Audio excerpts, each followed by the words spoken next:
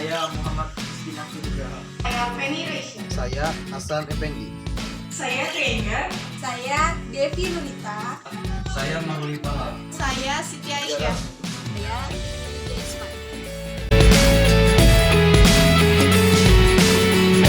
Surat setoran pajak adalah surat yang digunakan oleh wajib pajak untuk melakukan pembayaran atau penyetoran pajak yang terutang ke kas negara melalui kantor pos dan atau badan usaha milik negara atau tempat lain yang ditunjuk oleh Menteri Keuangan.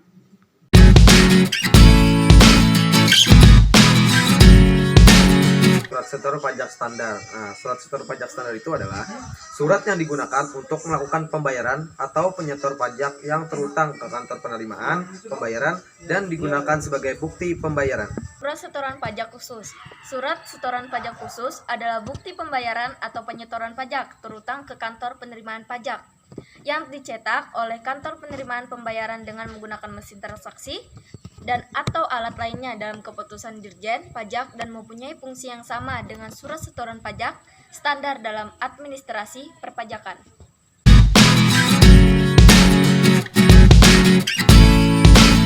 Kolom yang harus diisi pada formulir surat setor pajak. Yang pertama nomor pokok wajib pajak, yang kedua nama wajib pajak, dan yang terakhir alamat wajib pajak.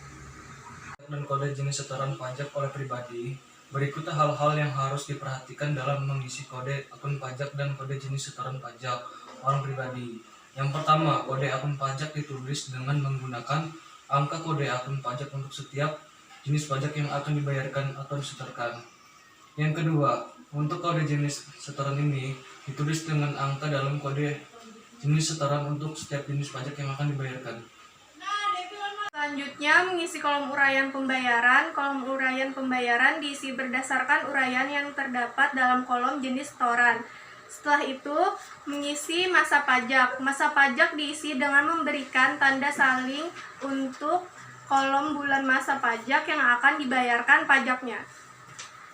Selanjutnya mengisi tahun pajak. Tahun pajak diisi dengan menuliskan tahun terutangnya pajak. Lalu mengisi nomor keterangan. Nomor keterangan ini diisi berdasarkan nomor surat ketetapan yang tercantum pada surat ketetapan pajak atau SKPKB dan SKPKBT atau surat tagihan pajak STP hanya apabila SSP digunakan untuk membayar atau menyetor pajak yang kurang dibayar atau disetor. Setelah itu, kolom jumlah pembayaran diisi dengan angka jumlah pajak yang dibayar atau disetor dalam rupiah penuh.